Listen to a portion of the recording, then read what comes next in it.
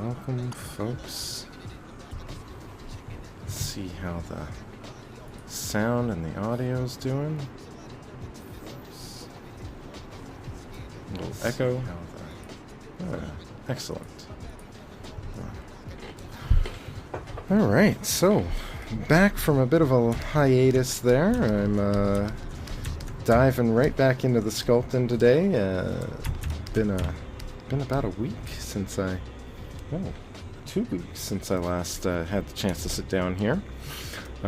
Thanks so much for stopping by as always, and I hope you guys enjoy the stream today.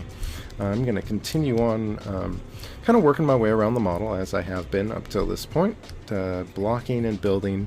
I still have a few things that I need to start fleshing out here, especially in terms of accessories, but last time I left off building the shoe out. Oh, what is this crashing through here? Is this the leg? I didn't quite realize that was coming through so far. Let's see. What is this? Let's solo mode that. Yeah, that's definitely the body. Let's just take the clothing and just grab that move brush. And I'm just going to pull this out and away a little bit here, just using that Alt key to just nudge that geo out there, right? Just pairing Alt with the move tool. Nice and simple way to just nudge that geo off the surface. There we go. That. And of course I have to fit this around the boot or the shoe here. I'm just going to pull this out while I'm at it. Just get that sitting around that better. There we go. Alright. So, a few more things to do. I did the shoe. I don't think I need to really worry too much about cleaning all this up yet. It's not quite complete, but I think design-wise that's working. What I might do is add some shoelaces in real quick. I think I'm going to do this with a Z-sphere. I think that'll be the easiest way to kind of block and build this up the way that I want. So I'm going to need to just hide some other subtools here. This will also give me an idea of how well organized I am. So I'm just going to hide everything and unhide these pieces.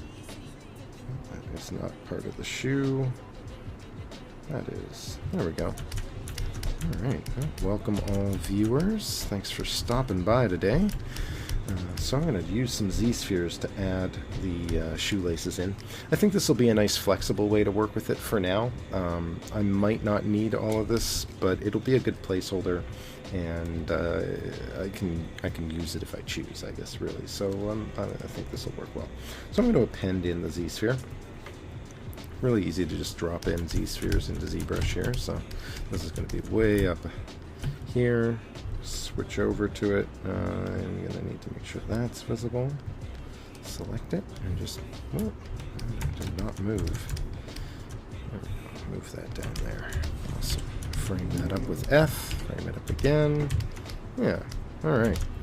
Let's scale this down. So I'm just using the transpose sort of tools here to adjust this. I guess technically when you're adjusting the Z-sphere it's not quite the same thing as just the regular transpose tool, but of course the hotkeys for this are really easy. W, E, and R for my translate, rotate, and scale.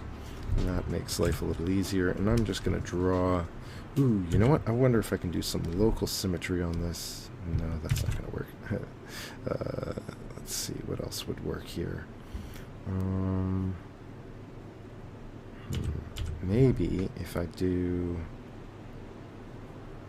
Maybe if I go into transform and do an S pivot, which kind of gets my center here, but this isn't going to really make it easy to see where the shoe is, so this isn't necessarily going to be the best thing. Excuse me. Whew. Oh, where's my water? There it is. And of course I'm in lovely stereo today, so if you happen to have some stereo headphones, you get to listen to my keyboard on one side and me on the other. I'm going to try and maybe see if I can find a way to get this switched over to mono or something. That might be a little annoying for some folks, but okay, so if I've got this and I take the pivot back off, where does that put this? Does that still work with the symmetry on? convinced that's going to work with the symmetry. But you know what? I think that's going to be okay. So I'm just going to push this down through the surface a little here and do the rest of these by hand. Usually the top of the shoelace is going to sit over, the base lace here. Let's just drag that down and draw in, turn that symmetry off, drop that in, and maybe I'll just hold shift to snap the scale of the Z-spheres so that I get a nice match there. And I'm actually just going to lay out the pattern first. Get that draw size nice and low, and just go in. And actually, you know what? I might even do this. So a nice simple thing to do here. If I click and drag on that surface, all I need to do is make sure the start point is set. So one of the neat things with Z-spheres is that you can kind of snap it to the surface of other geo as you draw. The key to doing this, however, is the sort of the same feature that you use for using Z-spheres for retopo. So you need to make sure that you've set the bone chain so that it knows where to draw the next thing from. So this is indicated with these little sort of joint type white lines that you see within the structure here. I'm going to use this with the draw tool, so I'm going to control click on the last sphere. I need to move my camera, set that again, and then I'm just going to click and drag over here, and it's going to draw that sphere out to that next point. And then I'm going to take that and maybe just nudge it along a little, move it around, and frame up my next position. And the next one will go way up here. Yep, this is a bit more of a stretch for this one. Am I doing that right? Yeah, that's got to be right. Okay, so I'll do this one, and then this one will go all the way back up to that one. So I'm going to set that new start point, press Q, draw it out, hold shift to snap the size. Is it already doing it? No, let's try this again. Control, shift, oops. Draw it out, hold shift, draw it out, hold shift. And now I've got the little zigzag pattern laid out. And then I'll just add an extra little sphere here, again holding shift, and just move this out this way so I can kind of see what I'm doing. And I'll do the same thing on the other side. So with Q, draw this out, hold shift, draw this out, hold shift, draw that out, shift, draw that out, hold shift, and draw that out, hold shift. Awesome. And then last one, I'll do just by attaching that, whoops, hold shift, and draw that out there. And this will need a few more spheres to lift it off the surface. Hey, Murders Media, how you doing? Long time no see indeed. Hope all is well. It's been a little while. I've been busy. It's been busy. My brother had a beautiful wedding. He's down doing that for a while. My tablet's not responding. Let's double check my ports, make sure everything's plugged in. Last time this was just a little issue with my USB port not wanting to work properly.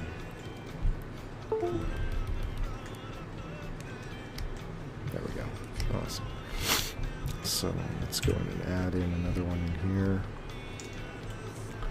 And these are all going to need extra little spheres so that I can manipulate this shape a little. So let's just bring, oops, this one down underneath here.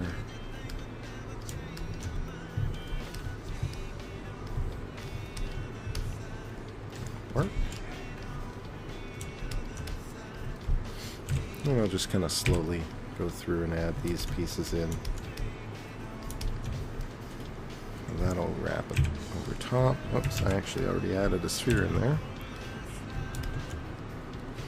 It was a great wedding. It was really quite nice.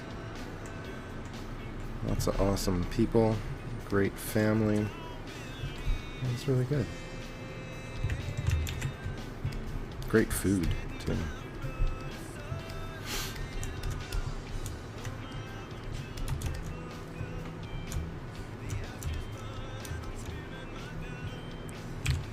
How about yourself? Have you been having a good couple of weeks here?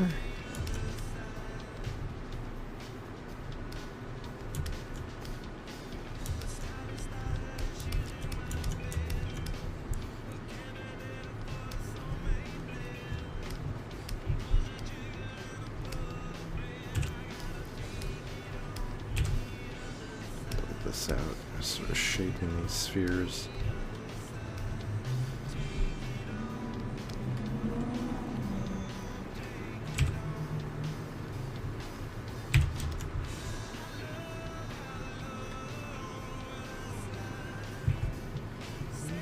Go through over the top.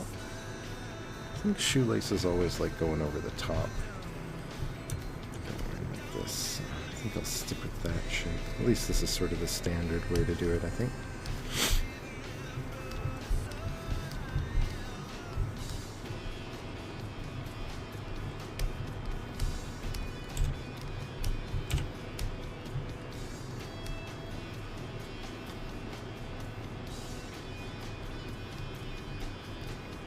Did some work out. Oh, yeah.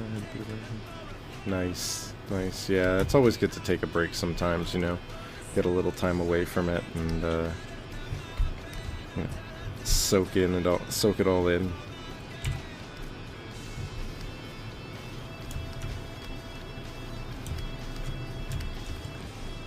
Glad to hear you're back at it as well.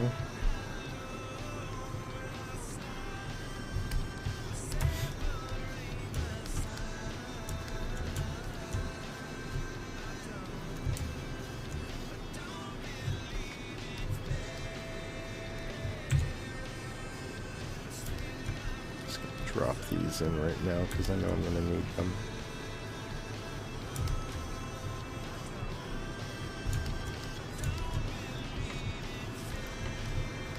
Maybe these as well.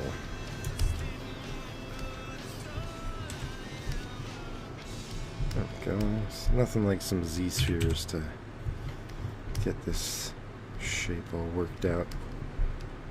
Z-sphere shoelaces. I probably wouldn't really want to. Actually, you know, this might end up giving me a fairly functional sort of lace structure, but it'll probably end up being a little too much at the end of the day here for this. So I may end up replacing this at some point with some insert mesh geo. But for now, I think this will kind of describe what I'm trying to do with this. Really, I'm still in the to some extent in the blocking stage with this model, so still trying to kind of make sure I've got a clear idea as to where this is going. I don't mind pushing this a little bit more than I need to, getting a little extra detail in it. It's hard to see these spheres when they're hidden away like that. Missing this one. Let's get this all built up a little bit.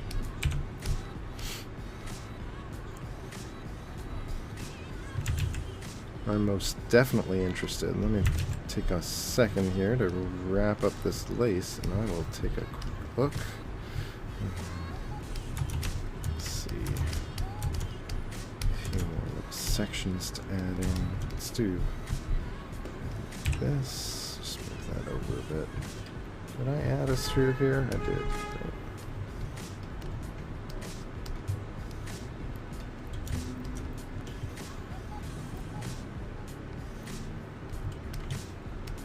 Oh, actually, that's like an extra one I put in there. This can come out over here. This down. This up. Almost do this. Not even seeing it for now, anyway.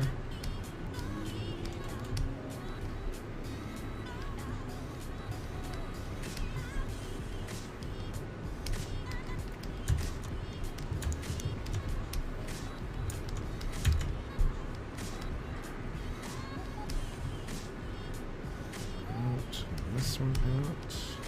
Just want to kind of get these at the high points on the surface to make sure they kind of stand out.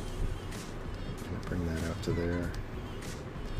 Let's get this one up a little bit. Oh, up a little bit from there as well. Make sure I'm not intersecting those spheres too much either. Alright, let's take a look here. Oh, you know what? I actually saw this pop up on my feed because I've got you followed on ArtStation. That was really cool. Did you, did you texture, where'd you texture it up in? Was that Substance, or were you doing just some hand painting, or?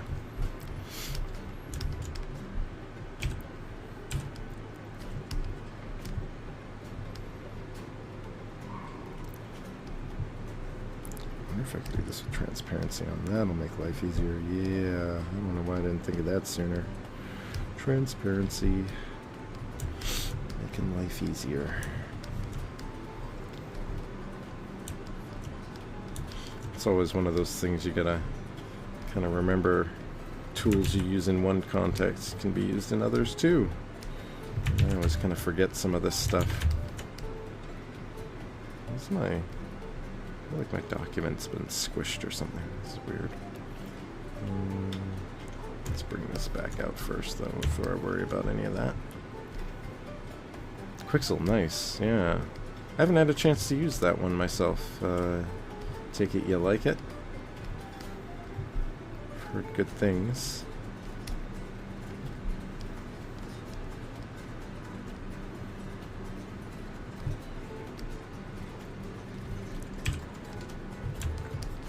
Let's add a few spheres in here to help with this shape a little bit more.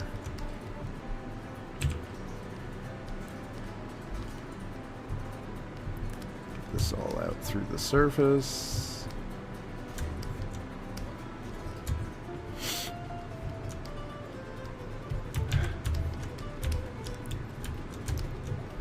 These Z-spheres never quite respect the document positions, the edges of the document space. I just find that kind of interesting.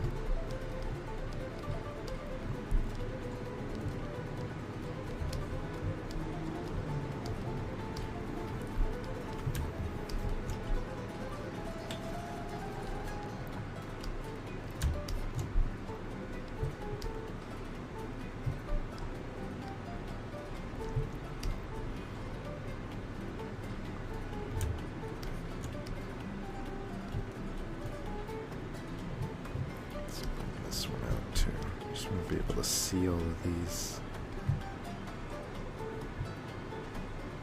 Yeah, it is integrated into Photoshop, isn't it? Yeah.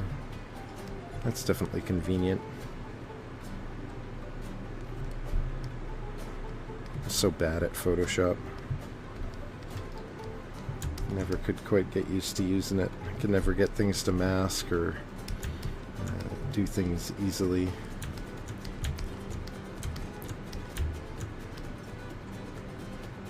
These need to go underneath, don't they?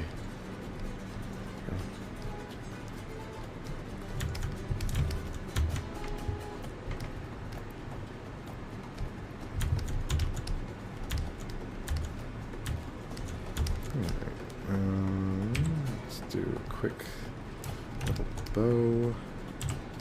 Just so I kind of need to hide like a lace of some kind, don't I? Let's do this. Let's go to W and just kind of cross these over each other in the middle.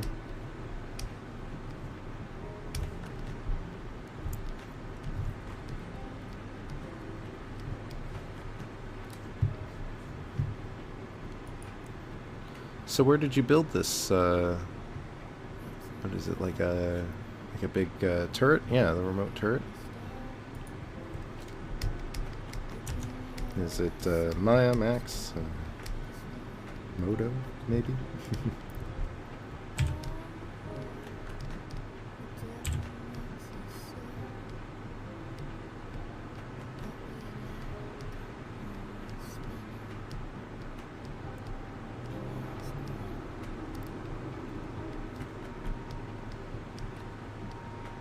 Blender? Nice, yeah.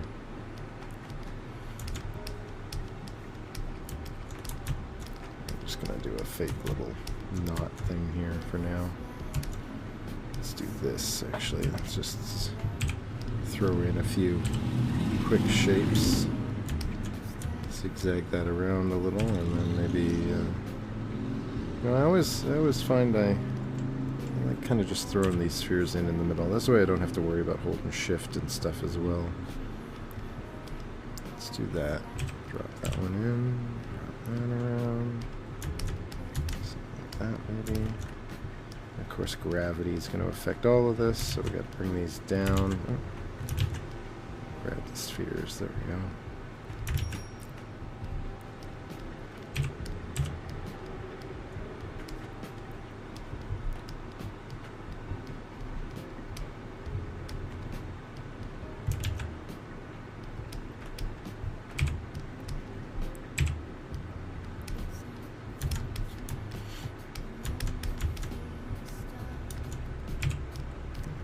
In here as well.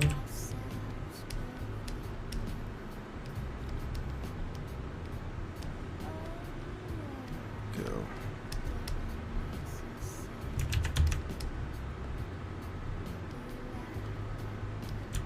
We'll just add the final little bits. It's not a proper knot, but it'll work. Something like that. Save in progress.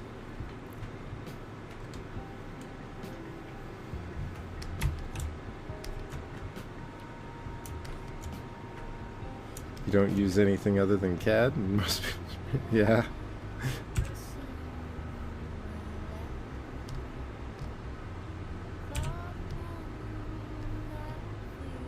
Oh, you know, a lot of people are doing some very neat stuff with Blender. A tool is a tool. You know, they can treat you differently, but it's all about what you make with it at the end of the day.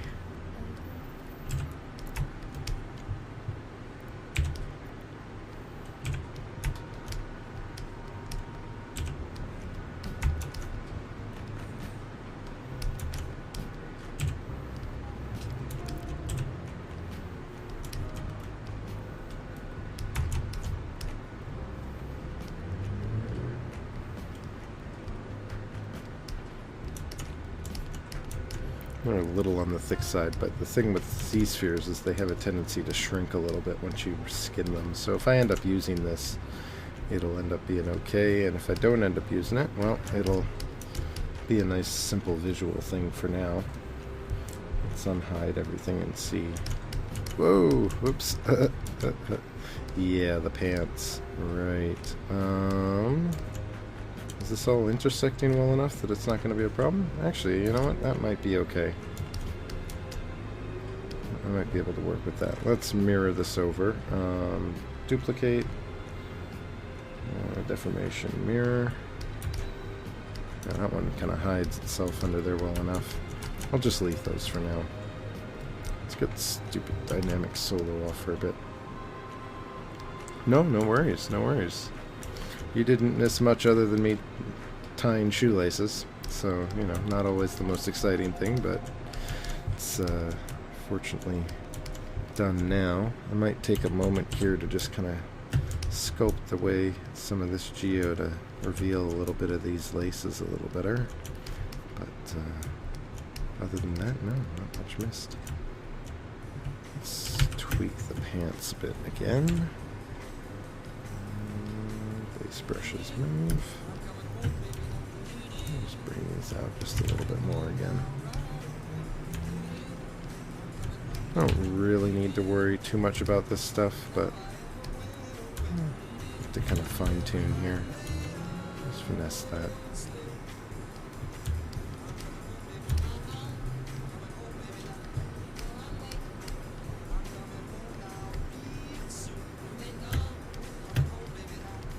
Get so used to people looking at something and going, oh, what's that? Why is that happening? Why are the shoelaces sticking out, right? You kind of get in this habit of feeling like you have to kind of make sure no one comes up with the obvious critique or comment.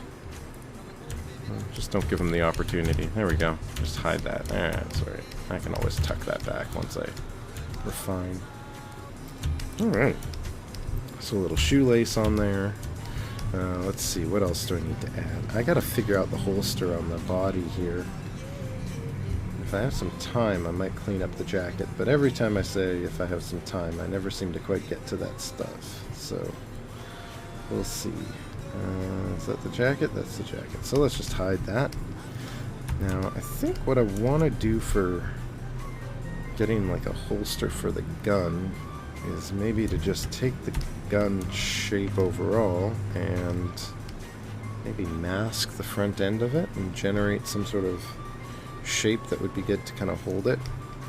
I don't want it to just clip onto the side of the vest. That would kind of be weird, but I want to think of the vest as sort of a mounting point for things like maybe a holster or something like that.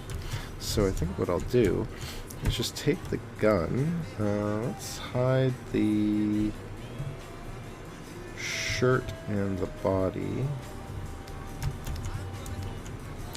and just run a mask through this. So I'm going to just take the mask curve and do that. Where do we usually go with that? Something like that, maybe.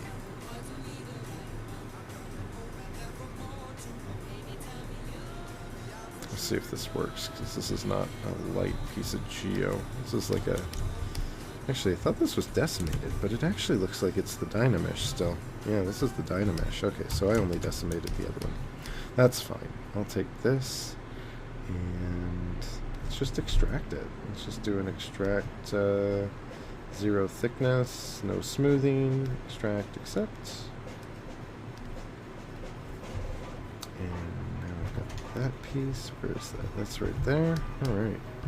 So can I Dynamesh this? Let's try Dynameshing this at a nice low res. Let's go all the way down to 32.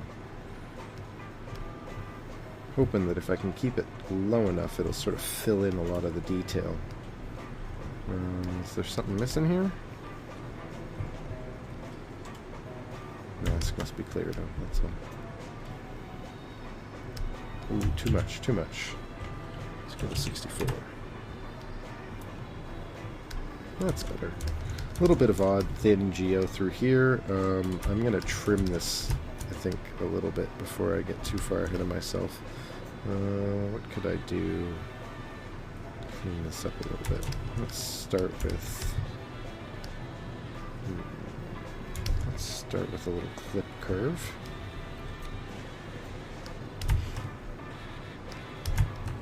I'm just going to clip that a little bit cleaner to that angle. Maybe I'll just go in with the inflate brush and kind of fill the shape in. Let's see if this will fill in all on its own.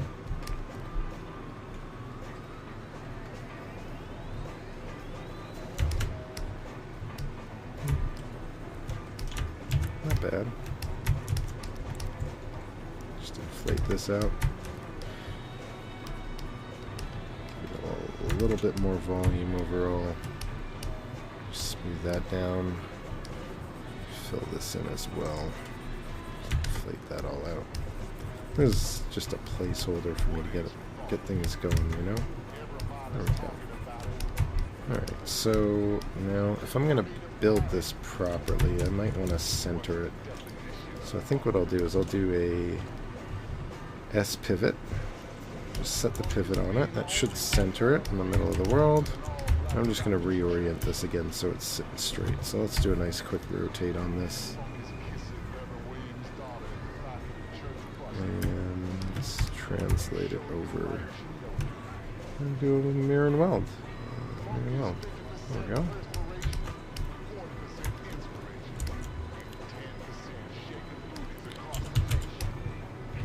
Now I can work symmetrically for a while and just block out the shape.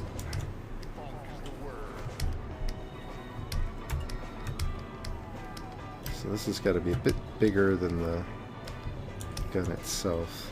Why are you ripping your hair out, Murders?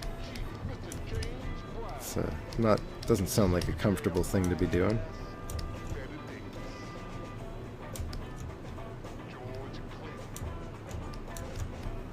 Hand join indents. Ugh. That does not sound like an exciting process at all. What are you doing that for?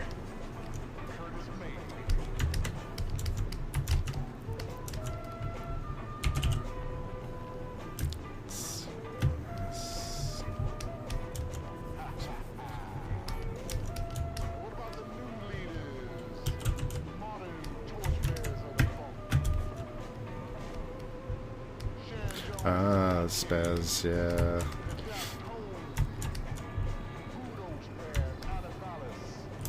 Well, it definitely does not sound like a fun time. And I am sorry.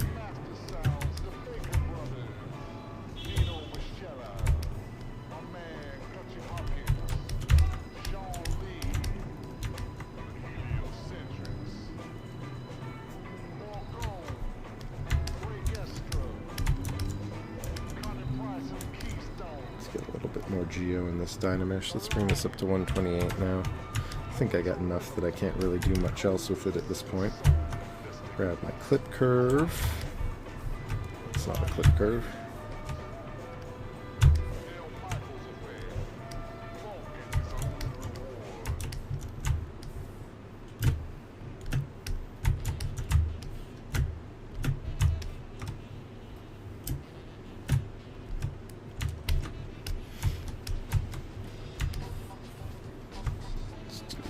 Curve, just kind of line that up like that. Just gonna clip this a little bit. Should be good.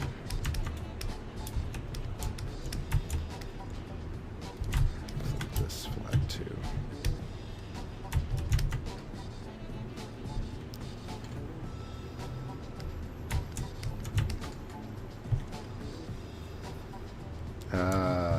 Doom, yes, yeah, that came out today, didn't it? Is it good? You enjoying it? I have a friend of mine that worked on that.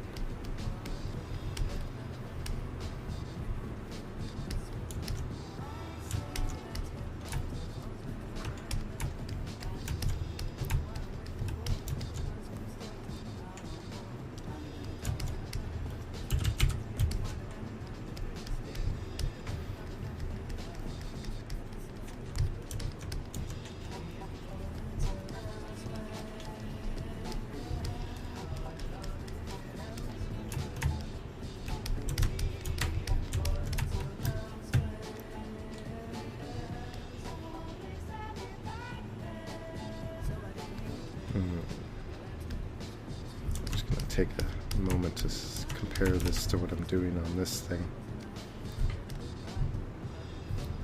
Sort of a straightforward little shape there.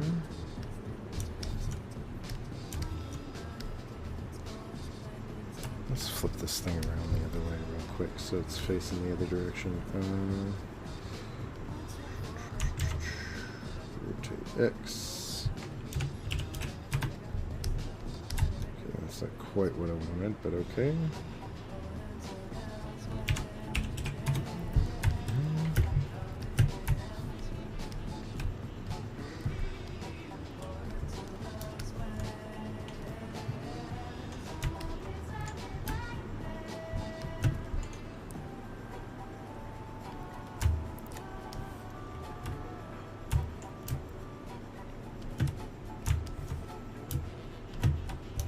You haven't even booted it yet. Oh man. Nothing like having a game you can't, you haven't had a chance to play yet.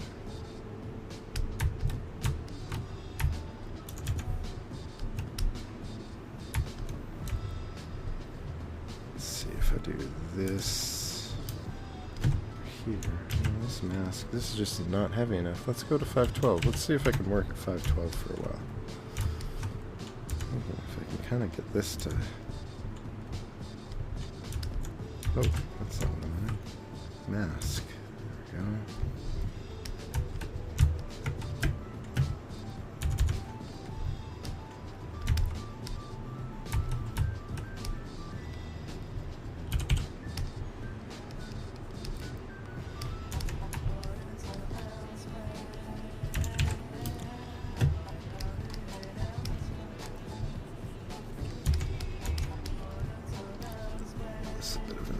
Here, start kind of thinking about how I want these different shapes to interact.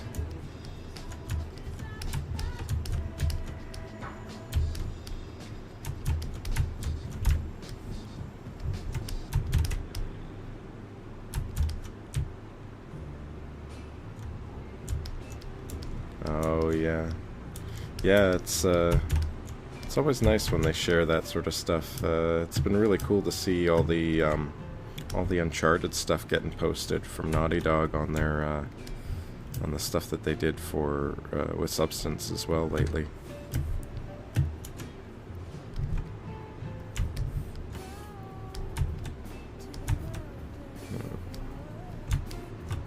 Let's see if this works.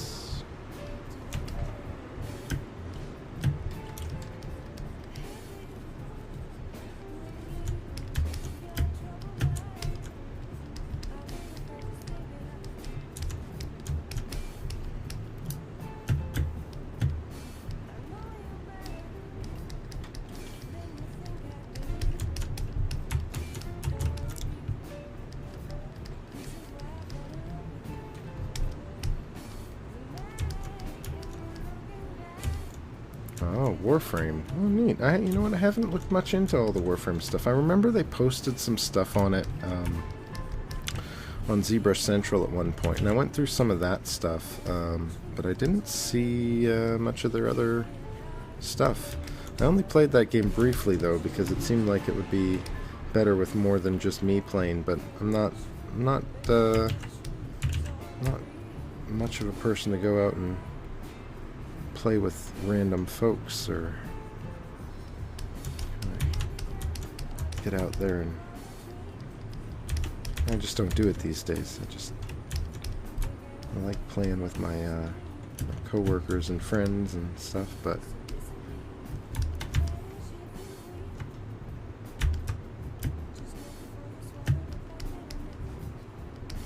I never quite got back into it when I had the chance. Few little circle shapes. Let's see if we can do this with the mask circle.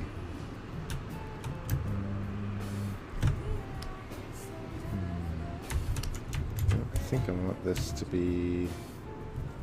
Let's bring the...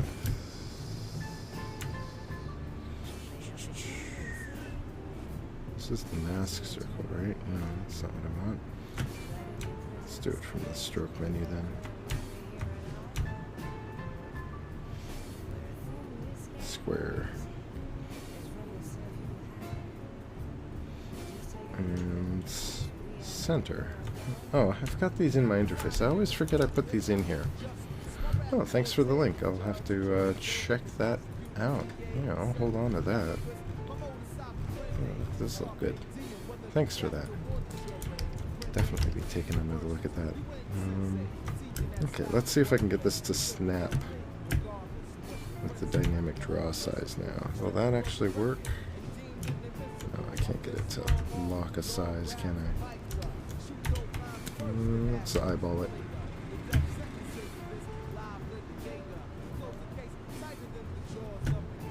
That's not right. Let's just scale it and do one like this.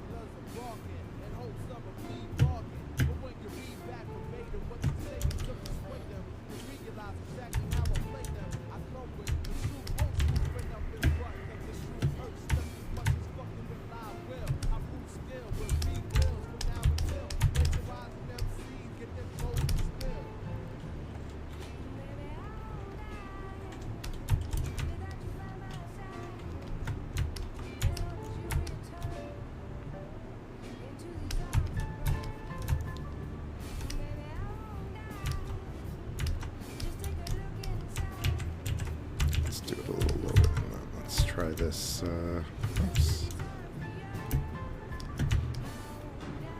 Draw this out. Let's do one here.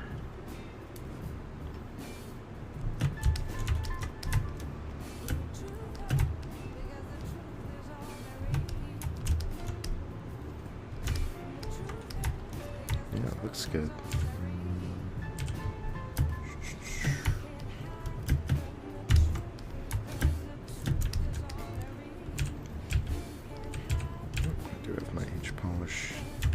Selected right now. Let's get this dynamic draw size back off.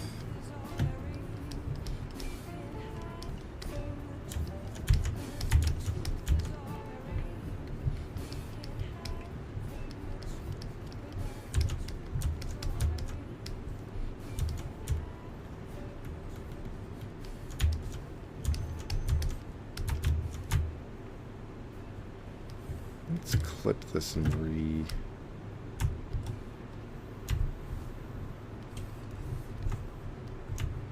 see if I can re-extend that out. Just using the transpose tool there. Not bad. A little messy, but I might be able to clean that with some clay polish. Yeah, that'll be good enough for now anyway. Again, really just blocking a lot of this shape out. I just realized I have a sight that I need to block in as well, so let's see if I can kind of line this up right down the middle. Do a nice space for it. Let's slide in there. No, let's invert it and add that to the mask. Let's just push this up.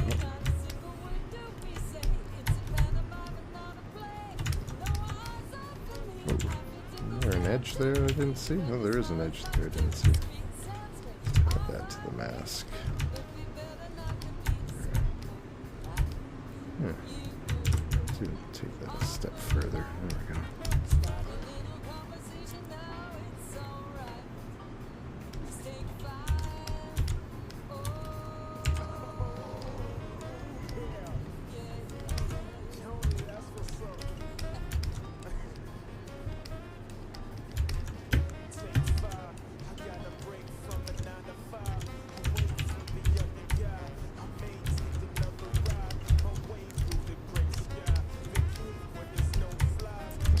That down a bit. Nice thing about working at this higher poly count at this point, it smooths out a little bit cleaner. I'll just use the H polish to kind of lift this surface out.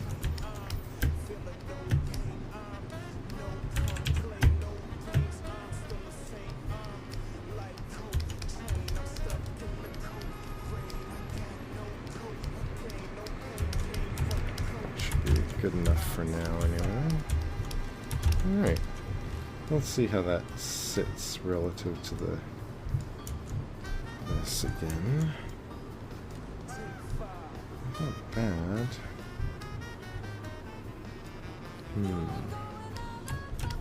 I wanna arc that a little bit more. Let's just take this and mask it again. I'm just gonna use the transpose line to do this.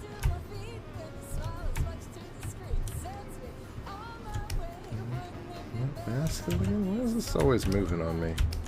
I think that mask just doesn't want to mask everything properly.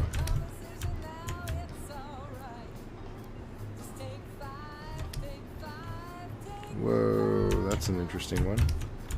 Yeah, did that not get dynamished? Oh, it didn't get dynamished. That explains a lot. Alright, let's try that again. That should be better. Still doing that sort of lack of edge masking there. I wonder if I can sharpen the mask up a little bit more. Maybe that'll help.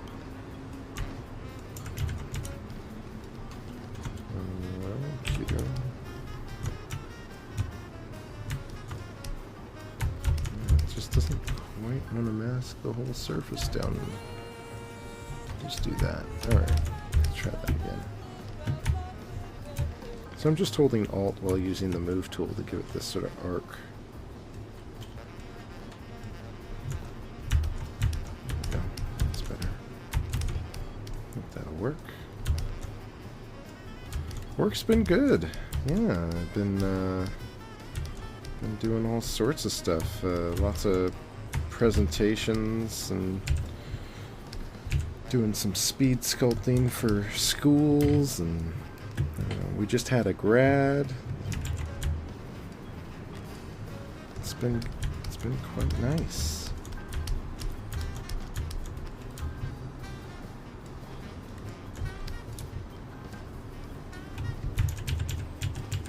Term just wrapped up, so it's on to another. You know, it's all it gets a little. You know, you end up doing a lot of the same stuff over and over and over again. So we're back at it for the next term. It's not super, you know, it's not like a bad repetitive. It's just kind of the way that the education process works, right? New batch of students, new group of folks that need to learn this stuff. that and polish that a little. Do that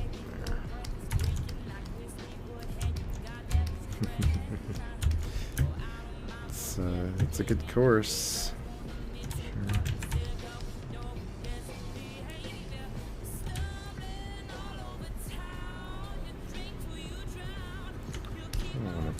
Maybe I'm going to do something like this.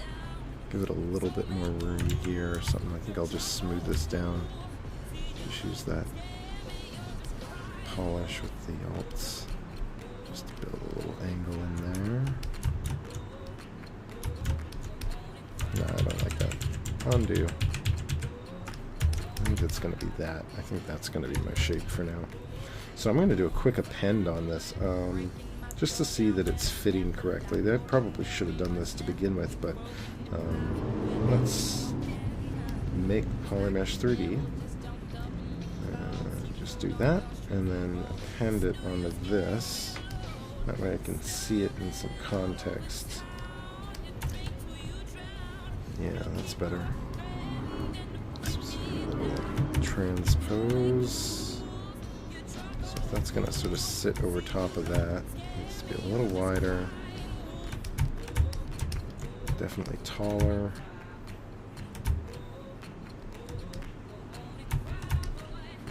Sit back here, so it's got to be a little deeper.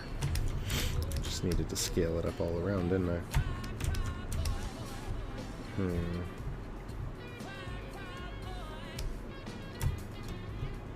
Oh, that skewed my circles, though. Let's do that a different way, then. Let's bring this out to here. Am I off-center? I am off-center. Let's mirror mode that again.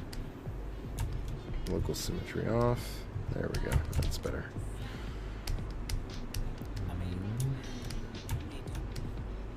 Okay, so a little wider. Let's bring those sides in with some clip. Symmetry.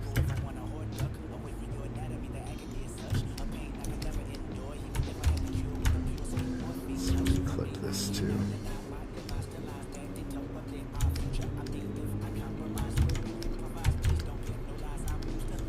I think I want to do, I'm going to do a slightly different approach for extruding this back again. I'm gonna slice this and then do the extrude. I really like using the slice tool. For those of you that don't use it often, right, it really cuts that line right through the geo when it generates that polygroup. So it makes it really easy to do things like mask the back polygroup off and then Control Shift and drag that back out. And you can see it's kind of building like a poly loop within that shape. So that'll actually work quite nicely in that piece. Maybe I'll even do that across the bottom and create a little shape down here for sort of a base to hold it within, but I can Dynamesh this first. Did I lose my Dynamesh? I did lose my Dynamesh. Let's bring that back up to 512.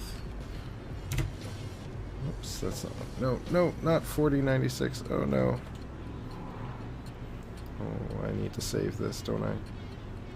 No. Oh, and project is on too. Oh, this is going to take a while. Not a good idea. I gotta watch what buttons I press. I'm really hopeful this doesn't kill it. At 512 it was at 1.9, so at 1024 it would be at 500,000 polys. At 2K it should be at 2 million. At 4K it's going to be, what, over 8 million polys? And it's going to project it. So this is going to take a while, guys. I'm so sorry. But I have not saved it recently enough to be willing to go back and let it die. I'm just hoping my computer can handle it. What's going on here? It's not heating up too badly, but my computer's definitely going.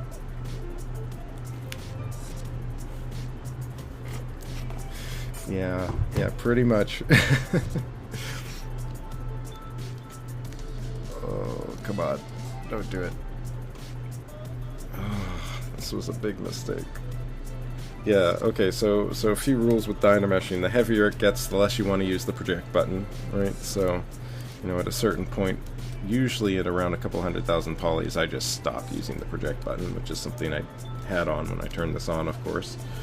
Blur is a relatively harmless one in this case, but that resolution combined with the project is just going to kill this thing.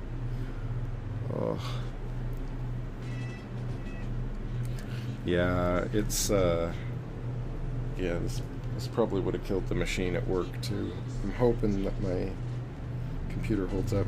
Zbrush has this tendency to not crash, though. I mean, it happens, don't get me wrong, but a lot of people think it's crashed when it's actually still just thinking, and you give it enough time, it'll come back. I'm not sure I'm willing to give it all that time, but I guess I should at least give it another couple minutes here. Hope that it comes back, because that'd be really nice. I really don't like the way that works, though. Really? Your graphics drivers are crashing in Zbrush, eh? That's interesting. Oh, it did it. Oh, it did it. Oh, it made it. It survived. Alright, back down to 512. Back. No, not that number, though. That's not 512, guys. 512. Enter. Project off. Blur off. We need to make a change. We need to make a very small change. Let's do, let's do a change back here. Let's do this BST. I'll just make a tiny adjustment there and remesh that. That was actually only 200,000 polys. That wasn't... Oh no, it remeshed it already, so we're okay. Alright, whew. Yeah, it's definitely a finicky one, tricky one to use. I want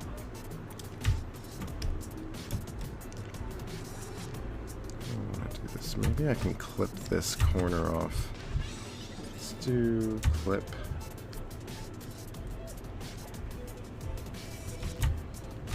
Let's see if I can see what happens when we clip that corner.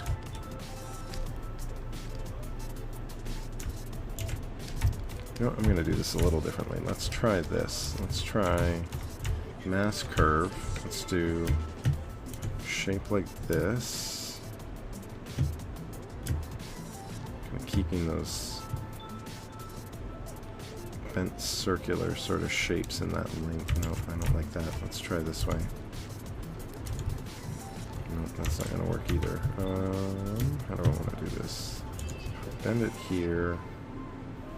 Bend it here and here. It's still wobbly. Maybe I'll do it this way then. Let's just do that. Let's find it a little hard to place these ones. There we go. Invert that, and then clip from underneath maybe? Let's try this. See if I can kind of get that to work.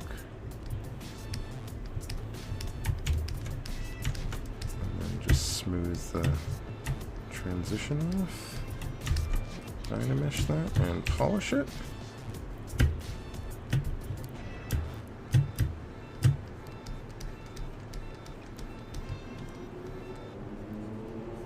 Yeah, I think I like that line,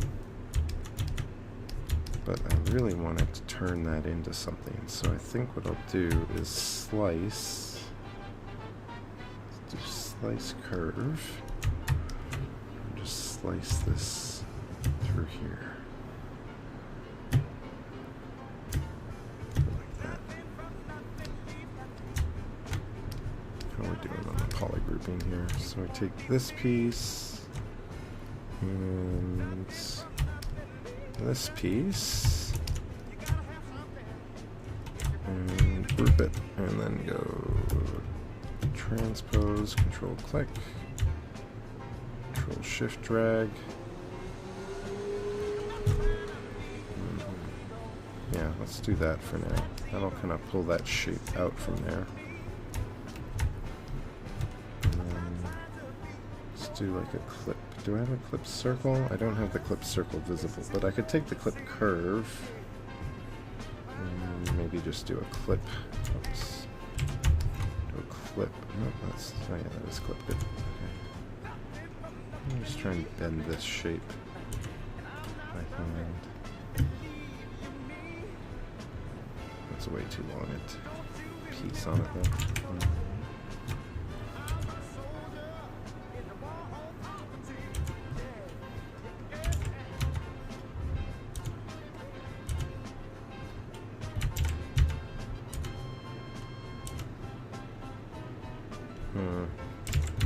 It's time to mesh it first.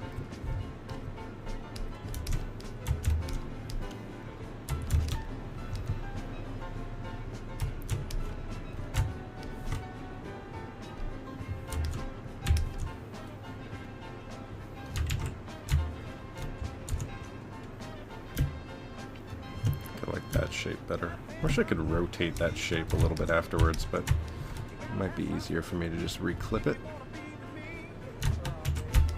I can just get it flat with the shift key. Oh, that'll do. And then I guess I'm just bringing that surface up, so maybe I'll just do a play build up. Nothing wrong with sculpting it sometimes, right?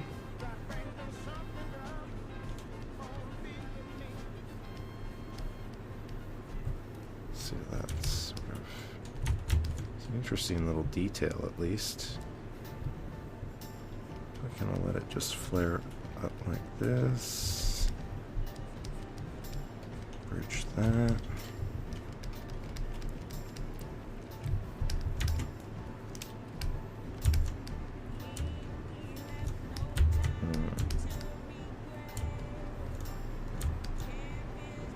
Maybe that's an actual hole. Maybe I leave that open.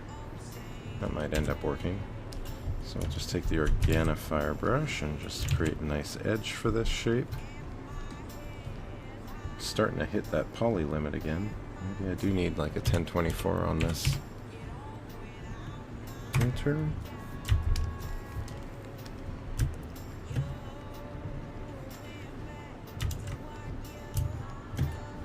Just draw that back down here.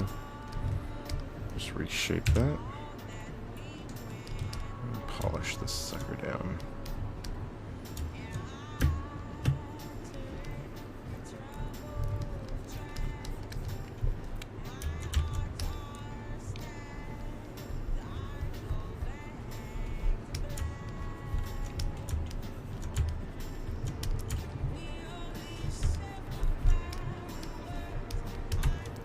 To clip that back a little bit afterwards, but this is the nice thing about this stuff, is that it's really easy to kind of clip things once you push it too far. So I can kind of just take this and do maybe I'll even just eyeball the mask pen, like over it like that. Grab the move brush, straighten this out a little, and just push it too far.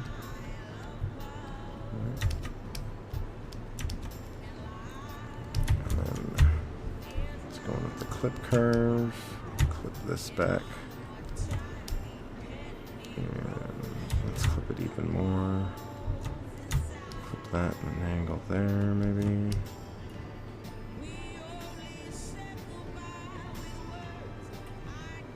I kind of want to do like a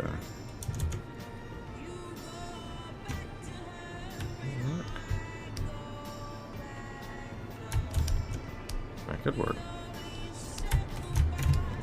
This line again. That hole isn't great, but that's okay. Just gonna remesh it again. One more clip. Nope, that's mask.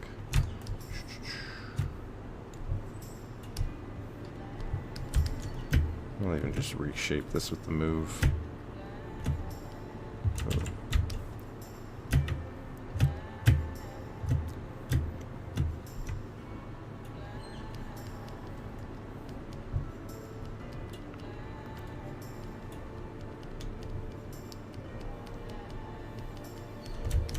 A rough shape there. How did that end up there? Oh, that's okay. That's fine. Just notch that in a little bit. And grab the polish again.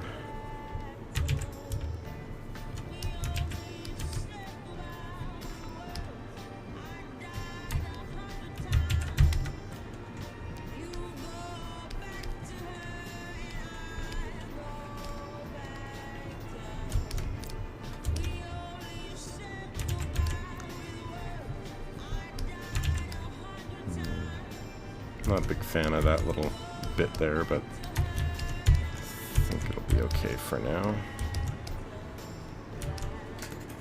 So I need to kind of subtract the inner shape. Maybe leave the front end open as well. Let's take a look at what that's looking like from a transparency perspective. It's sitting a little high. Let's do that.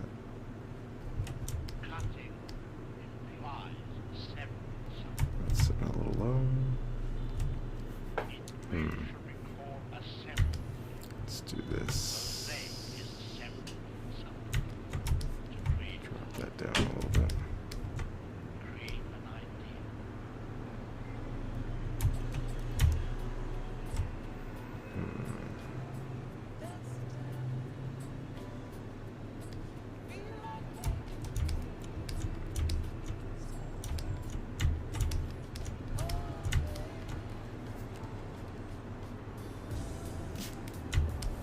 Let's do a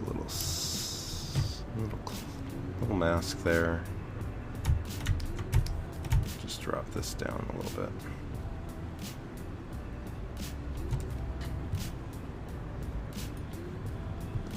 Oh wow, yeah, I could see why that would be painful. Yeah, doing all those little holes and details. Ugh. I do not envy you. I'm not, I mean, I barely even block this gun out. I do not do a lot of that sort of hard surface stuff.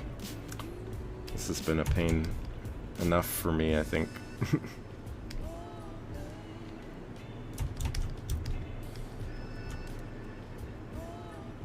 I'll do this next. Let's run that through there. Try this. Oh, why does this keep doing that? Doesn't like masking that.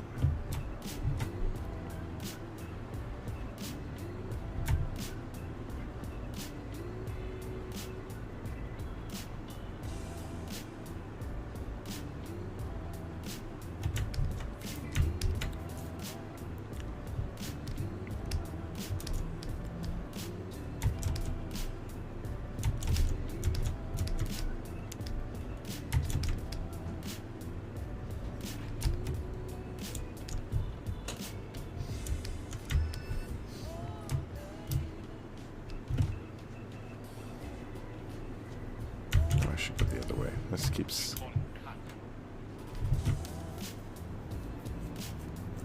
Yeah, it's definitely not a bad idea to get the technique down for that sort of stuff. It's tricky. It takes time, but it's definitely doable. You know, when I used to do that sort of stuff in Maya, I used a lot of, you know, I'd just block in sort of a basic shape for everything and nudge it around. Or I guess I used a lot of trace shapes, I guess, if that makes any sense. So I'd kind of block in a circular piece and then stitch it back in. I'm not sure what technique you're using, but that's kind of how I did a lot of it when I was building that sort of hard surface stuff. For a lot of the classwork that I do, it was mostly for like building airplanes and stuff, but I imagine the technique would be functionally similar anyway.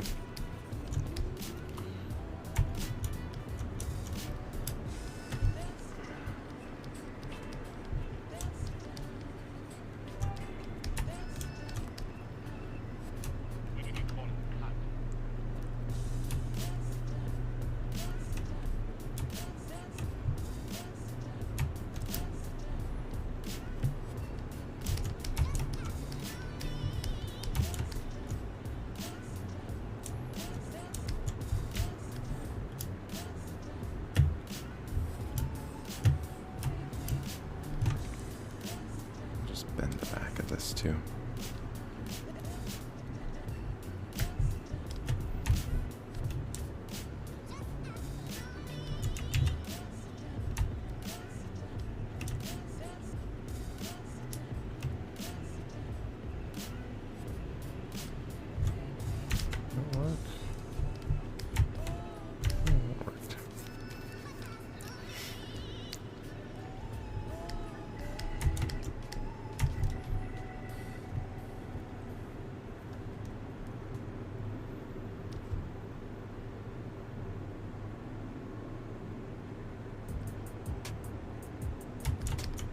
think that's gonna do.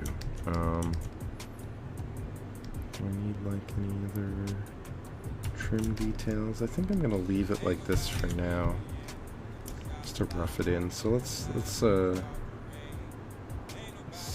duplicate this out a couple times, and I'll do like a boolean out of one of these. So I'm just gonna take this one and just bring it in a little bit. Can I do this from here maybe? Let's keep solo mode on, but I'll make sure the other one are off, and I'll make sure the other one's visible. Transparency's on. Let's ghost it and do an inflate.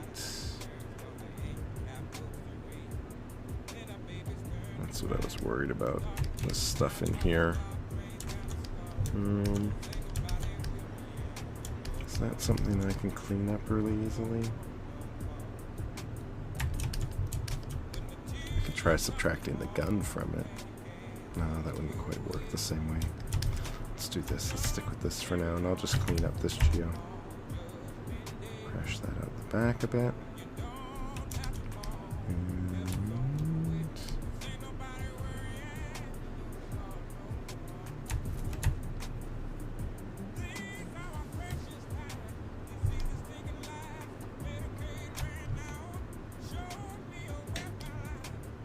Quick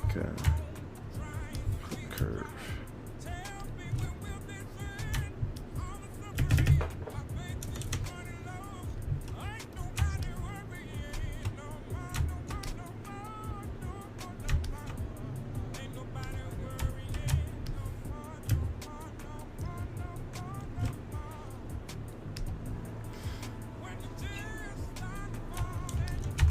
Can I do like an Alt key to pull it? Will that work? I'm not even quite sure what I can do with this yet. Well, that didn't work. It did not quite build the way I wanted it to. I wonder if there's a better way to cut that shape out.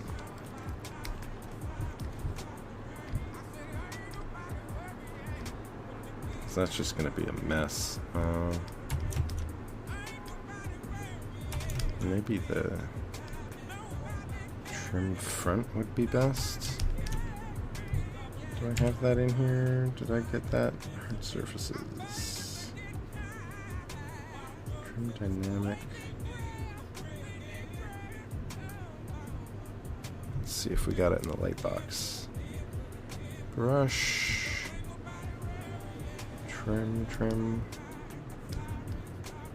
front. Let's see if this works.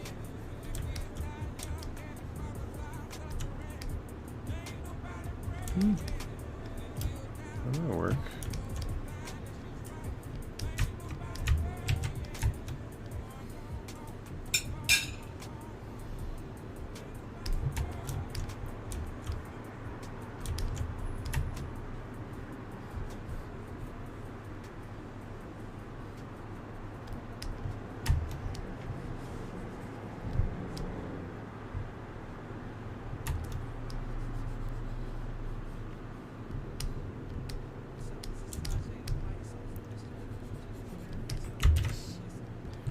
Be careful with this one because it's all sort of camera direction based, so if I don't get the camera orientation kind of right, this doesn't really work that well. And you can see it's not quite really working in some of these areas. I'm not too worried about the back. I'd like the rest of this to smooth out a bit. Maybe if I drop the Dynamesh level down a little bit. Let's bring this back down to 256. I don't need any of the detail on this, so by kind of reducing the density of it, maybe it'll be a little easier to kind of clean up and polish. We'll clay polish.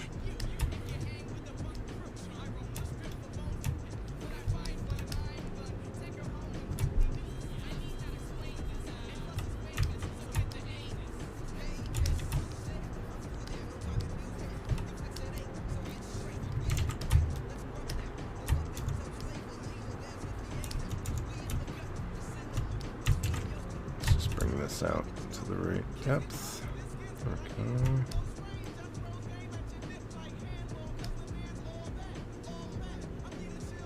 Alright, I'm going to try this. I'm going to see if this will subtract.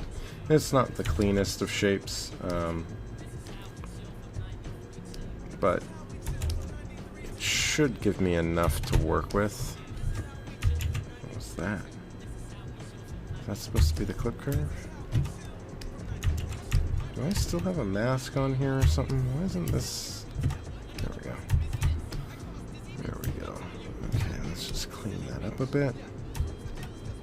Okay. So that is sitting inside of that. That should be good enough. Let's widen it a little. Let's use the transpose to add a little bit of width. Just to make sure it cuts those holes out the way I want it to. I'll just use a little bit of the clip tool here to trim this in. Yeah, saving's good. Yep, I think that's going to work. So let's take this and boolean it. So that's already set to subtractive. Let's go with the merge down. I'll give this... a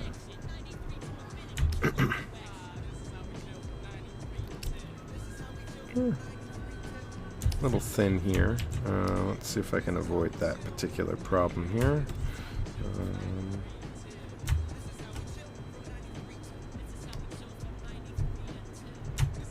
Take this one and clean it up a bit. Why is my... There we go. So this area... that's what's crashing. Okay. So if I take this and mask that, and clip this shape in. Oops.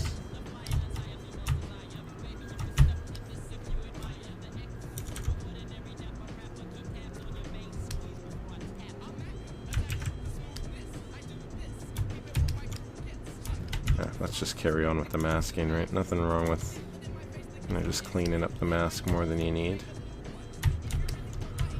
Make sure I get everything here. Oops. Just clip that flat. Mask this out too.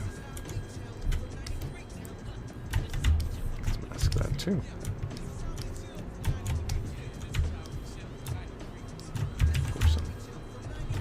Key there. There we go. That's better. That'll be good enough, I think. That should work. So that should subtract from that. Trying to mesh it. Nice. Alright, that'll work. So that'll be a placeholder for now. I've got the backup. I've got the original piece here in case I need to use that for something. So that's sort of my base that sits on the gun, and this will be the actual piece that I'll throw in there for now. This is at 1.6 million? I'm not going to throw that in there. Let's duplicate this real quick and decimate it down. Decimation, pre-process.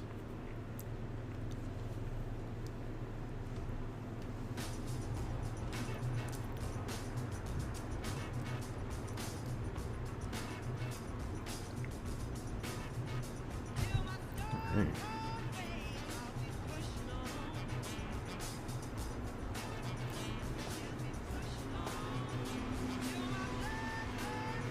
What I'll probably end up doing is adding some sort of mounting slide, or sort of maybe a slide with some sort of magnetic lock sort of mechanism in it. Oh. Wait for it. This is not going to be the thing that kills Zbrush. No sir, I will not let that happen.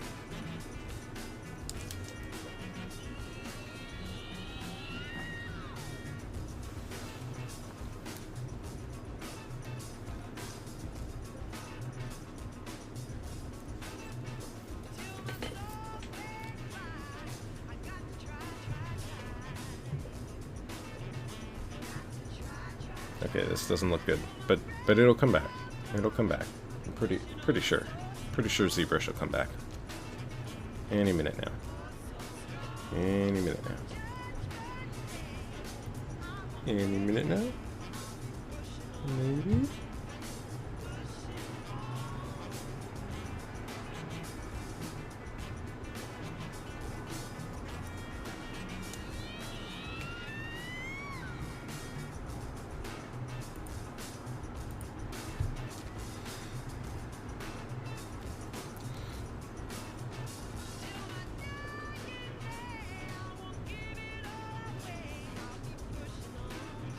It's thinking about something. I hope. It did save fairly recently, so I should be able to roll back to a quick save without too much issue, but if I can avoid it. That shape isn't my favorite in there. No, actually, I see what I was... Yeah, okay, maybe I'll keep it. Let's see.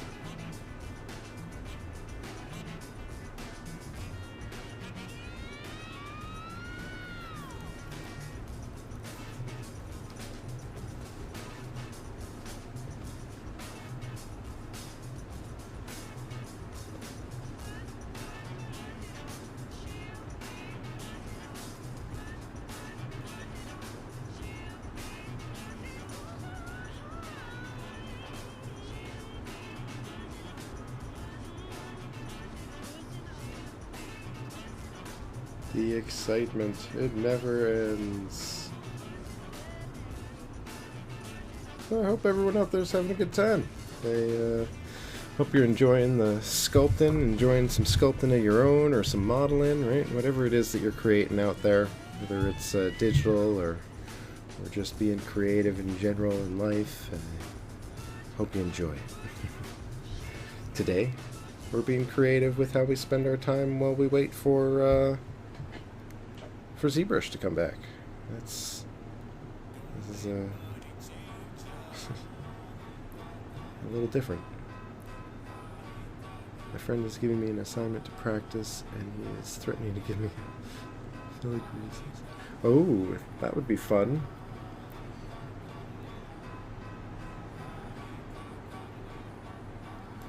Sheep.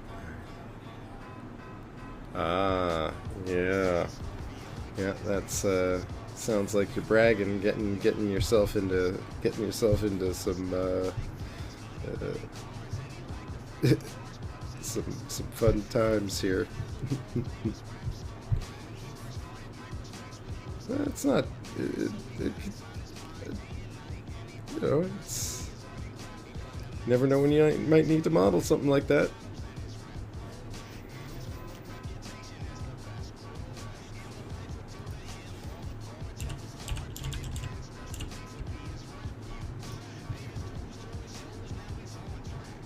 There's some neat videos of artists doing stuff like that. This is killing me here. There's some neat videos of people doing stuff like that in Zbrush for sure. I'm not sure how I would approach it if I was in Blender or in something like Maya even. It's certainly doable, but I think you'd almost have to approach it with more of a edge extrusion style blocking method where you're kind of just tracing out the shapes and building the edges up and then filling in the empty space afterwards. It's probably how I'd approach it anyway.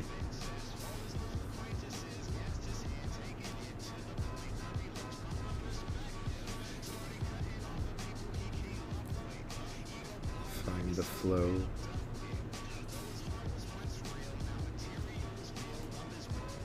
So Dynamesh doesn't kill it, decimation does.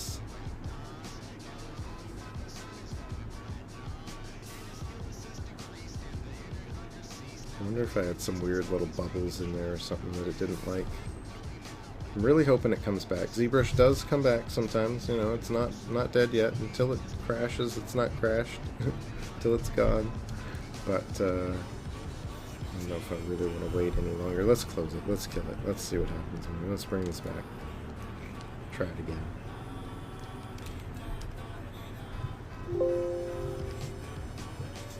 Let's see where we left off. It's a sad moment, but oh, you know what? This was just before I subtracted, right? I think all I have to do is clean up this piece here. Not too bad, not too bad. Mask rectangle, let's just mask that. Mask curve. Mask curve.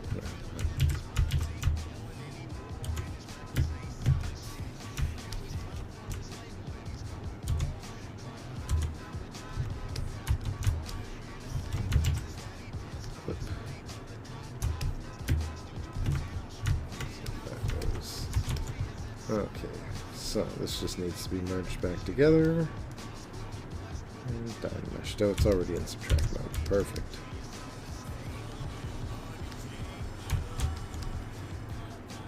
So.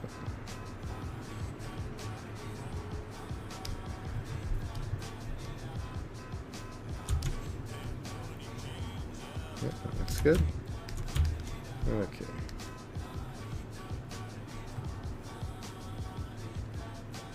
Yep.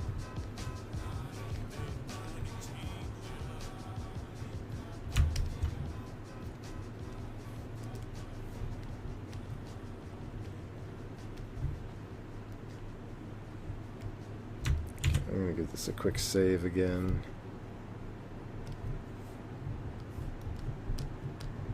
Let's do 44. Getting up there bit by bit.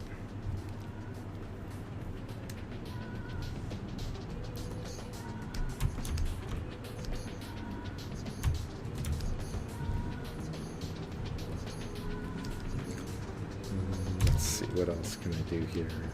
Oh, I was going to decimate this. I'm not sure I really need to, though.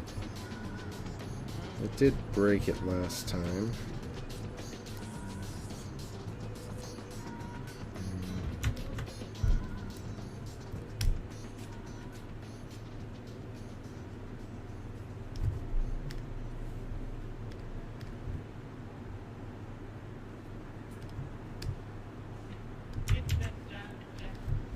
Let's do it. I just saved, so. The trick to avoiding the weird gray screen is to not leave Zbrush, right? That's, and I can't guarantee this is always going to keep things from crashing on you, but I find like 90% of the time people end up killing Zbrush because they leave Zbrush, right? Zbrush is one of those tools that likes your attention. So you gotta kind of stay in Zbrush. You can't alt-tab out into YouTube. You can't check out links. You can't go on different websites and browse around. You gotta stare at Zbrush. If you watch it, it keeps working. At least in my general experience. It'll still crash. It's not a magic program, but you know, it's one of those things where you let it do its thing. You don't touch anything. You leave it. It'll keep at least looking like it's doing stuff. Let's see if this works out any better for us the second time around. If it doesn't, 1.6 million, I can append that back into the other object, but hoping to avoid that.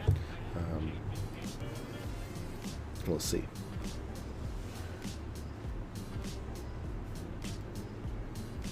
If I can decimate it down and bring it into the other scene, or the other tool. Keep my language consistent in ZBrush, right? Tools, subtools.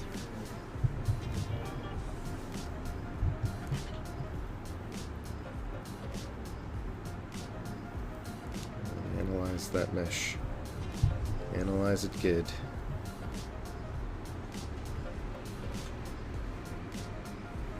Maybe.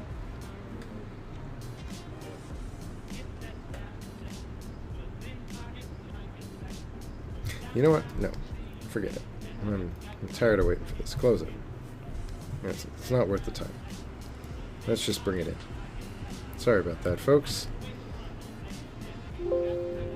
Sometimes this is just the easiest way to get past all this stuff. Just let it go. Right, move on. Ooh. Should be able to open that file.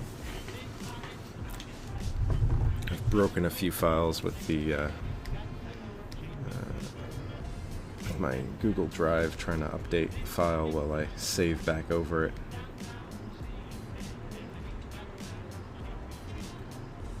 Let's make Polymesh 3D and append this back into the original. So this one can go.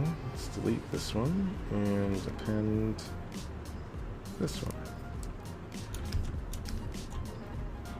And I should have inserted this one. If you're not aware, insert functions a little differently than append by placing it under your selected subtools. So if you want to put it in a certain spot, this is kind of the way to do it. But let's just solo that. I always end up hitting that dynamic solo option. Transpose it. Just put it down here. Let's just fit that over this thing.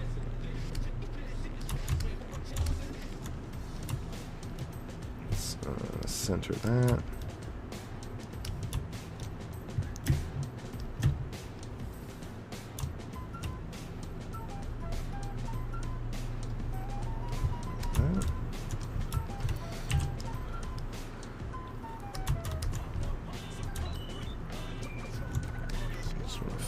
Right over top of this. This is going to be a bit of a pain, but I think I can kind of just go in. These surfaces are flat enough that they'll have a line along that surface, alright.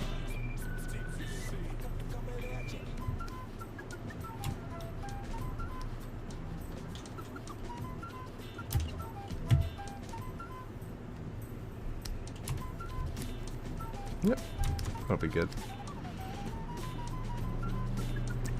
Sits on the vest like that. It's a little rough around the edges, but I think that'll work all right. Now, of course, this is going to probably crash right through the jacket again. Yep. So that'll be another fun one to try and work around in a bit, but maybe I can tuck it back a little bit further. Just going to translate it back and see if I can get it right up to the barrel. Yeah, you know what? I think that'll work okay. Yeah, that gets most of it out of the jacket, which is good.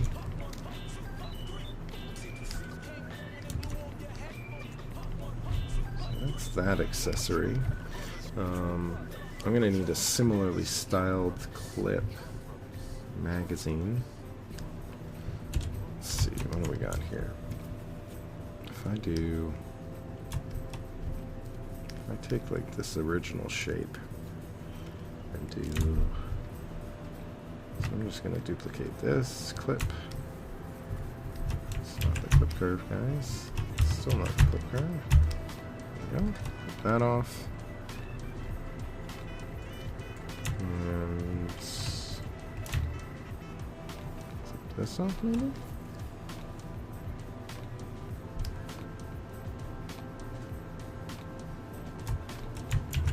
Maybe I'll clip it a little lower. Let's do that. Duplicate it and mirror it on Z, maybe? Let's see. Deformation, mirror. Oh, let's mirror it on Y. There we go. Let's hide these other objects for a sec. Translate it down.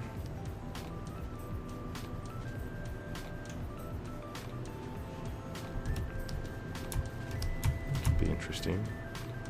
Just thinking it's like a magazine clip or magazine, magazine holster of some kind. Keeping the style, but let's try merging these down.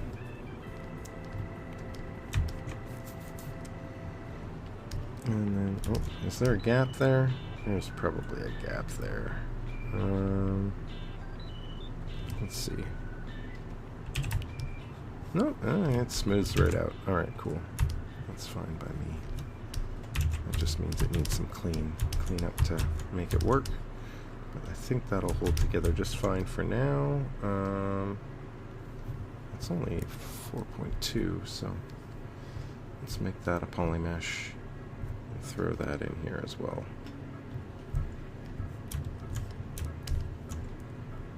So let's insert this, assuming I've got it selected. So let's insert that piece. And this one will go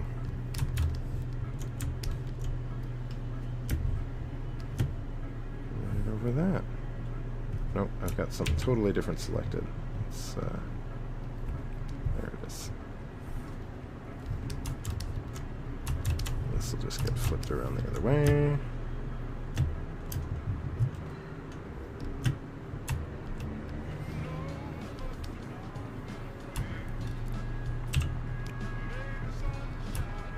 That's kind of what I had in mind anyway. Something here, like a magazine.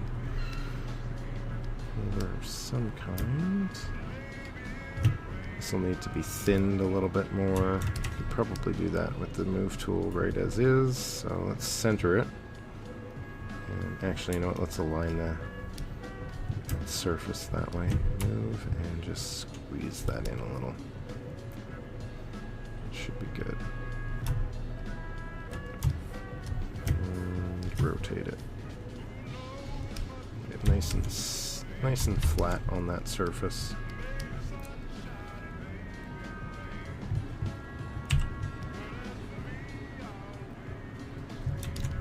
Sit a little lower, like that.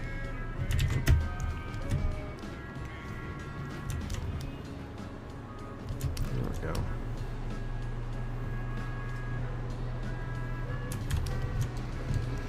Let's see, does the jacket still fit over top of all of that? Oh, that's a little bit of a weird one, eh? I hide it by bringing it in. The other one's cheated a little bit because it's crashing through, but I might be able to work around that. This one isn't really intersecting too badly just yet, but I'll leave that for now. Maybe I'll shorten it actually. Let's do it this way. Let's do this. Grab the move. Just shorten that.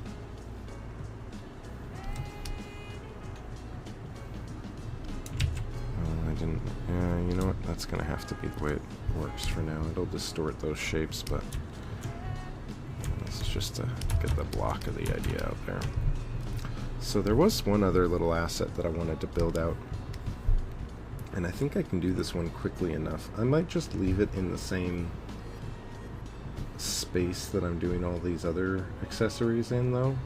So I'm going to find that tool. Where is it? Is it this one? Yeah, it's this one. Just weird because it's can't see the numbers that well there. But I'm going to append on just a cube for now. Let's go into solo mode, and I'm going to Q. I want to Q cylinder this. Tempted to Q cylinder this. I'm not a big fan of that cylinder though. Maybe I'll just swap this for a. Let's just bring a cylinder, proper cylinder in. I think I'll prefer that actually. The Q cylinder is a nice base object in some circumstances, but this base cylinder object actually has a nicer polyflow to it for a cylinder. So I do like sticking with this one when I can. Let's scale it down a bunch. Yeah, let's just scale it so it's nice and thin. And I'm just going to be blocking his little vaporizer. Something along those lines there. It's just going to be, I'm going to style this after the Alair vaporizers. They're kind of neat. I saw these a while back. So let's polygroup this top piece. Oh, that's not quite what I wanted. I'm just going to quickly polygroup the bottom and the top up so that I can use that with the Z-modeler. And I'll just grab the Z-modeler brush and start using this to build this out. So I think what I want to do here is first, I need to kind of stretch this out to a better length. So actually start with the move. Nothing wrong with getting a bit of basic shape going there. That'll probably work quite nicely. This might actually be more straightforward than I thought. So on the bottom of this thing, I might actually be able to use this weird pinch, the pole at the bottom. These poles are open, so I'm going to do a quick weld. Not everyone realizes this, but the bottoms and the tops of these primitives do rip open sometimes. So just add that in, and then let's add a loop down here, a bit of an edge, and Q-mesh this sucker. So I'm just going to do, oops, oh, that's not quite what I want. Something like that, maybe. Not going through, right? Alright, so let's just push this in a bit. This is one of my favorite things about this tool, by the way, this Z-Modeler tool. The fact that I can split triangles on the insert edge loop. Oh, so often I want to be able to do that in Maya, but maybe I can do that in 2016 R2. Not sure. Let's do that. Whoa, I grabbed the wrong thing.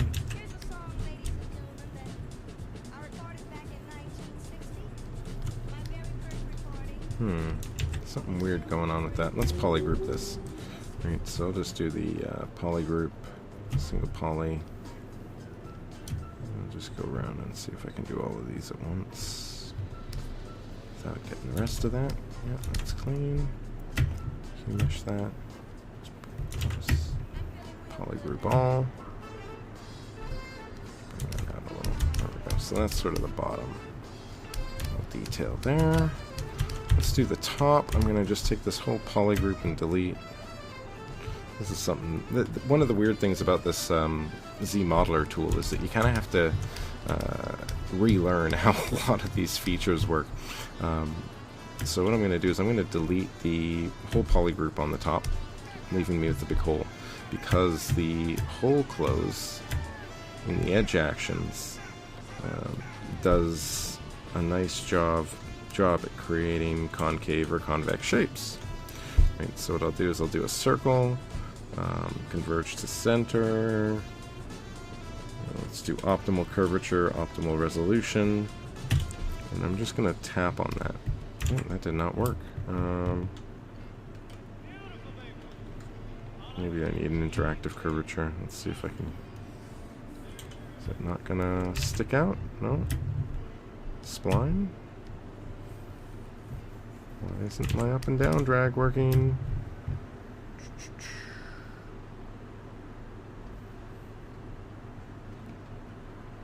Circle. That's unfortunate. Works. I thought that was going to work.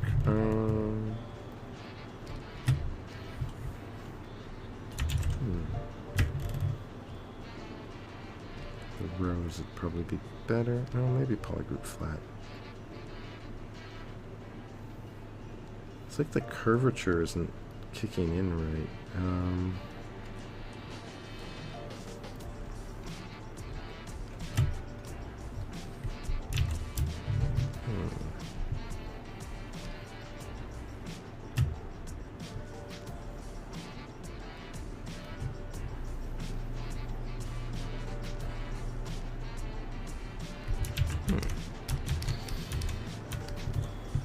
Hello, yeah, welcome, Anverson, in Zbrush, what FOV, close to human eye, and hi. This is an interesting question. Zbrush doesn't actually have a consistent field of view. So I'm actually working with perspective off at the moment, but the perspective comes in like a dynamic and non-dynamic mode, and you can see it's kind of, it changes the way it centers the center point for the distortion, but ZBrush is really only 2.5D. So what I usually do is I work with the angle of view somewhere between 18 or 12, somewhere in the low to mid-teens, upwards of, say, 50, depending on what I'm doing. But I don't expect it to ever really be accurate when I'm working like that. I couldn't tell you how accurate that is to the human eye, but I don't know that that necessarily matters either. Why won't this close properly, though? This is killing me. This is a little unfortunate. I was really hoping this would work. Let's do...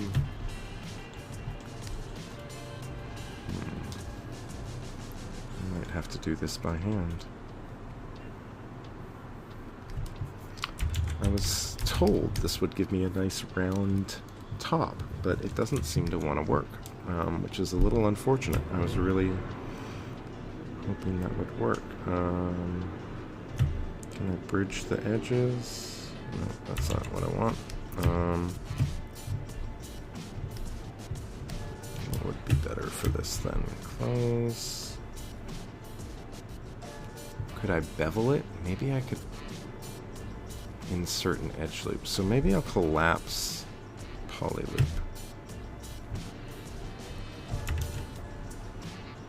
No, that's not what I want.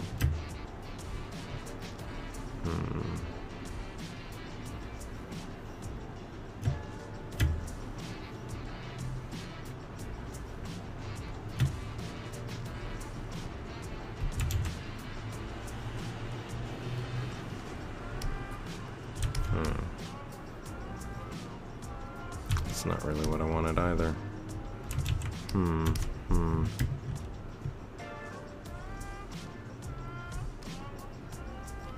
Collapse hole. That might be my only option here. But I can try the insert multiple edge loops. The radial shape. Let's do interactive resolution and interactive elevation and see if... yeah, that's better. This isn't quite ideal, but that might end up working okay.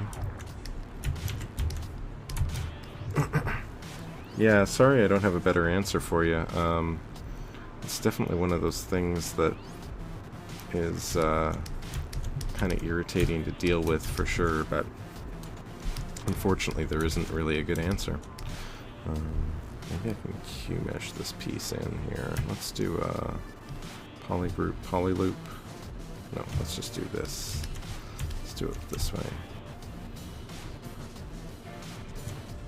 Polygroup that. Do polygroup island. And Q-mesh this polygroup island in.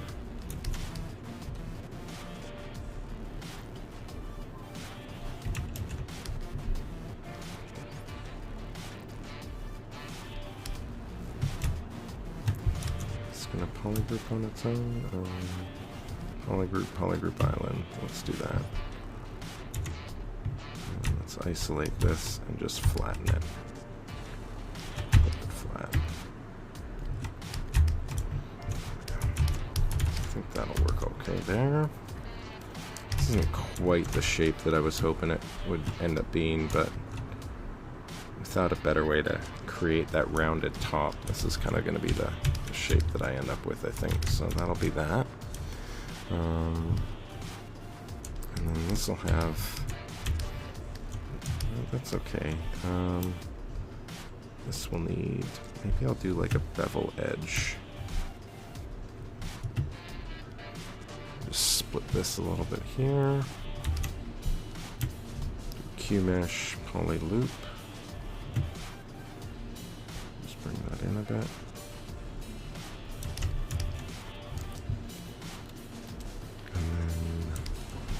Do the same thing to these two. Let's do polygroup, polyloop.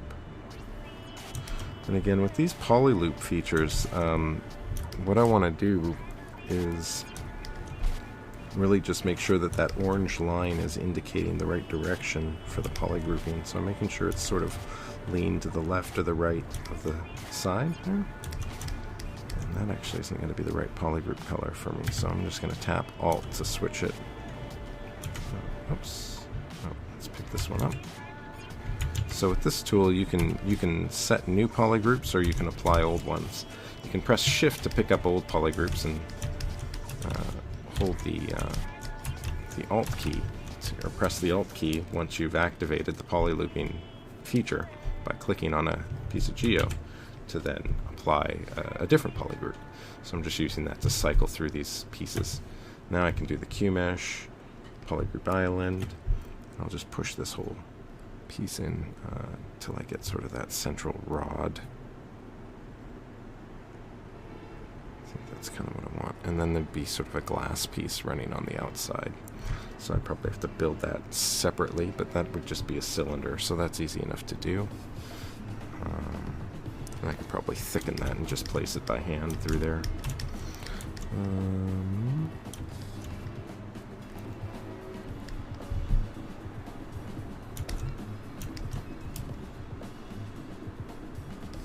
Will this work?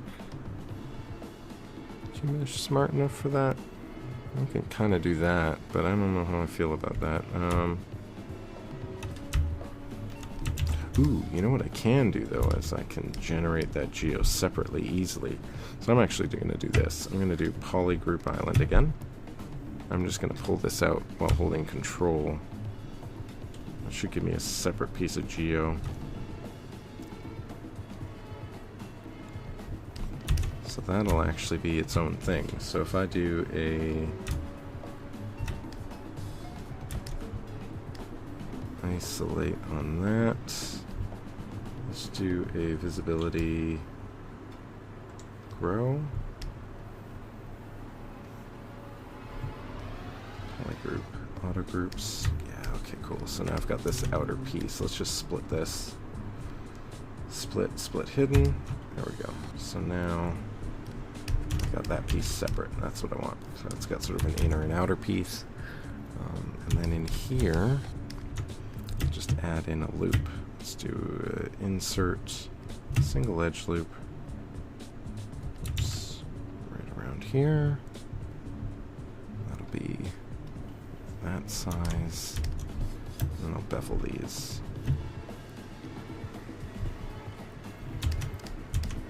Maybe I'll add like a little detail in here while I'm at it. How do I want to do this? I think I want to kind of round these corners out. So first I need to push this in. I'll match that to that. And then bevel this. Yeah. That. Match this by just tapping on it, and then I'll do the insert edge loop.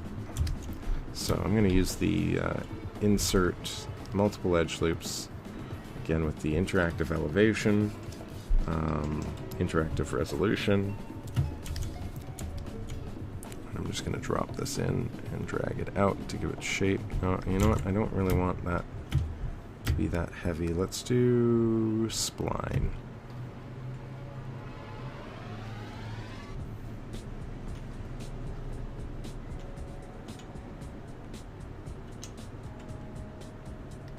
That maybe? Yeah.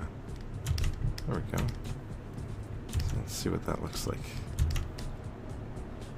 Smooth it. Okay. That should be okay. And then I can put like a little detail in there later. That edge will stay sharp. So I think that's it. It's not much of a piece. I mean, it's pretty simple, pretty straightforward, but got to try out some new tools and learn what works there a little bit better, and hopefully I can carry that knowledge through as I go on. So I'm just going to merge these two pieces together for now. I don't really see a reason to keep them separate while I do all this other stuff. And I'll just make that a polymesh and throw this back onto the original tool. Let's stick this up here for now. This is going to be just an accessory here, so I'll go insert. And, oh, it's too big. Transparent. Let's just grab the transpose. Oh.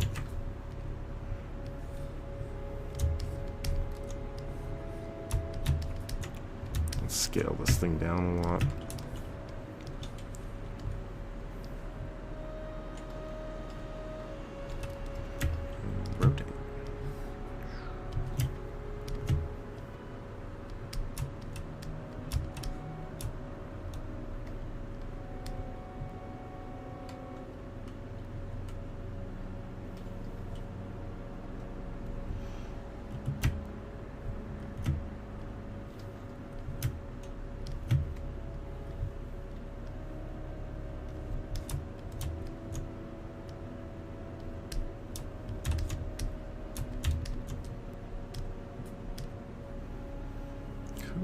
Alright, transparency mode off.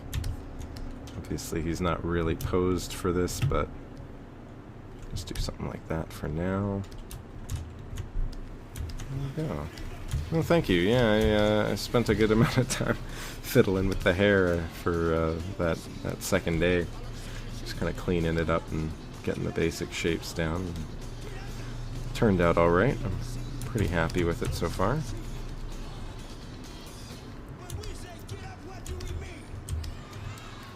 think I'm happy with that now.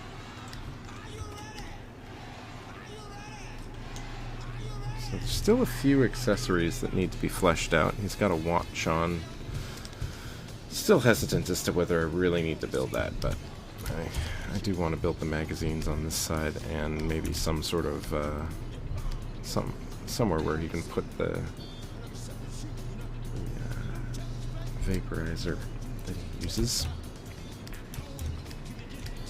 But I think that's gonna be it for now. We're getting close to 7 o'clock, so thanks so much for those of you that stuck around, and for those of you that have been checking out the show. As always, it's great to have you watch. You're always welcome in the chat. I'm always inviting any questions you may have as well. Maybe I'll make that more obvious in the title next time. I have to start thinking of some new titles to invite more questions and all that good stuff. I'm always happy to answer questions.